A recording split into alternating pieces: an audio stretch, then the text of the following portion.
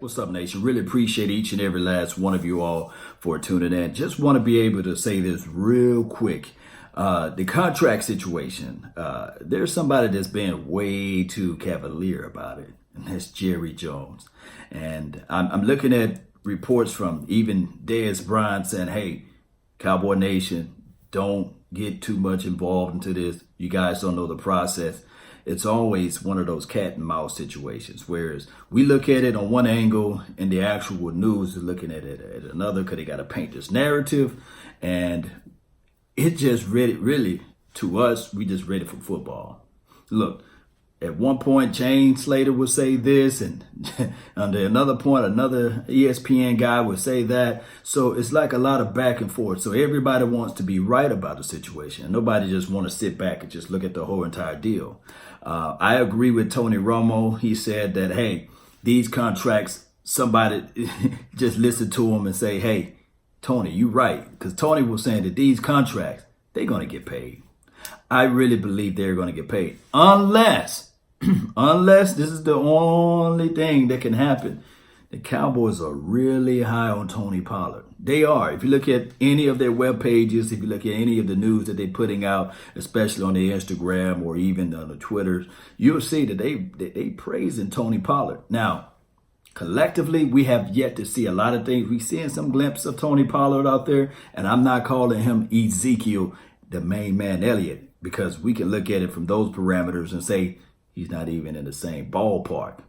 But what I can say is, if you can just marginally get some improvement with the running game, and then you add in the fact that Amari Cooper, we know his foot situation, which is probably be a blessing in disguise because he don't have to go out there and hurt something that's major that takes 6 or 7 months to heal. You know what I'm talking about, right? So this may be a blessing in disguise. I think that Amari Cooper already knows his offense because he's been in the system for what, halfway of last year until now. So I'm thinking that he got that type of understanding of the offense. The boy played chess in the locker room while everybody else is just chilling. So there's something to think about. There's something to put on your mental. Also, Cowboy Nation, if you really look at it, old boy been very explosive during training camp. MG13, that's what he called himself, right? Michael Gallup, number 13.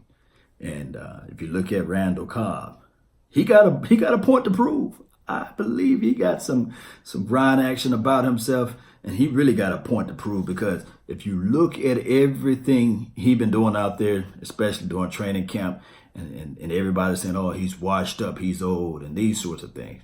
When I got a chance to talk to Randall Cobb, he was saying that, hey, all I want to do is play football.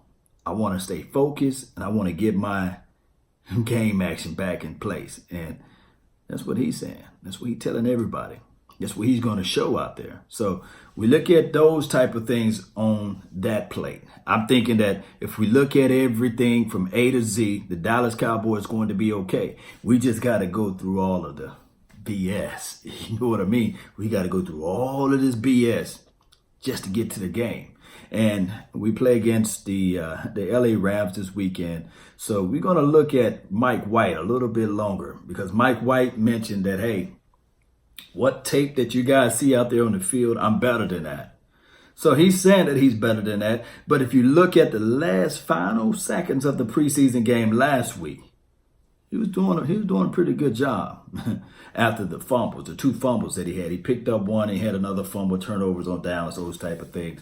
So I'm looking at everything from A to Z. This team, Cooper Rush been playing extremely well in practice and things like that. He did a decent job in the first preseason game. So we'll see. Now, Dak Prescott.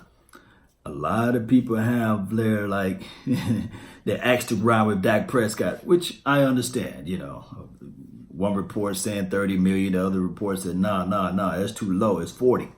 Somewhere lies the truth in between. So if I'm asking a billionaire for some money, I'm gonna go with the highest offer. You know, that's me. I'm gonna ask the higher office, the higher offer.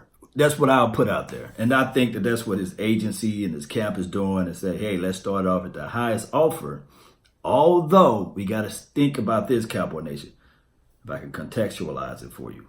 there's a salary cap. So just because Jerry Jones bought a yacht, does have nothing to do with the salary cap. I hear collective fans out there that say, hey, man, if Jerry can buy a yacht, he can buy these players. No, you got to answer to the salary cap. So once we get all of this stuff out the way and real football goes along, because after this game will be the dress rehearsal, right? It's the third preseason game after this game, this coming up weekend.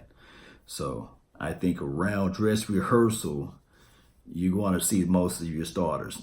You really want to lay out a game plan. You really want to see if Tony Pollard can run in between the splits and do it against real competition, like for at least 2 quarters. And we'll see. And don't sleep on my boy, Mike Weber. Don't sleep on him. He's still run with a tons of energy. He's an angry guy, so I like that. Cowboy Nation, post me your thoughts. Post me your decisions of what's going on, your concerns. I meant to say what's going on with this team. And we're going to continue to see what we can do down the line. That's been my time. I really thank you all for yours. And remember, you're listening to nothing but the best. Salute. I'm out. Peace. Let's go.